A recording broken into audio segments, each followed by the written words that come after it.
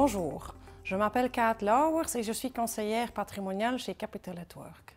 Dans cette vidéo, nous aborderons les différents types d'impôts sur la fortune qui existent déjà aujourd'hui dans notre pays. Vous avez bien entendu, cela fait déjà belle lurette que le patrimoine du Belge moyen se voit lourdement taxé. Pour être tout à fait clair, voici une vue d'ensemble des formes actuelles de l'impôt sur la fortune en Belgique.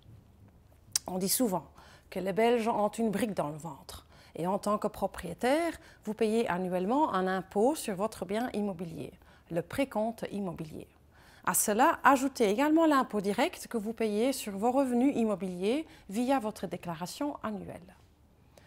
Vous vous rappelez sans doute qu'au moment de l'acquisition de ce bien, vous avez dû vous acquitter d'un impôt supplémentaire auprès du notaire sous la forme de droits d'enregistrement. Tout de même jusqu'à 12,5% de la valeur du bien immobilier. En outre, si vous avez constitué une partie de votre patrimoine sous forme d'épargne ou de placement auprès d'institutions financières, alors vous payez probablement, depuis l'année dernière, un impôt sur vos instruments financiers à hauteur de 0,15% par an. De surcroît, les revenus de votre portefeuille d'investissement sont également taxés. Pendant des années, intérêts et dividendes n'étaient imposés qu'à environ 15%. Mais aujourd'hui, le précompte mobilier a été doublé et s'élève donc à 30%. D'ailleurs, le jour où vous en avez assez de payer ces impôts et vous décidez donc de vendre votre portefeuille titre pour placer votre argent sur un compte d'épargne, vous vous voyez encore imposer une taxe de maximum 1,32% sur l'opération boursière. Les instances régionales se servent également sur votre patrimoine.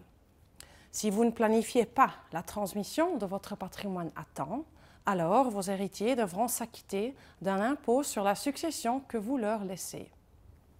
Celui-ci s'élève généralement à 30% au maximum, mais il peut grimper jusqu'à 80% dans certaines régions.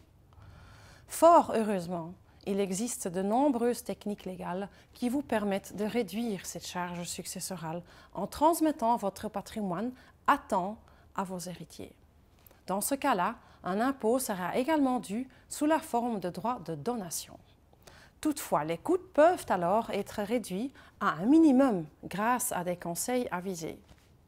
Prises ensemble, toutes ces formes d'impôt sur la fortune comptent pour pas moins de 4% de PIB brut.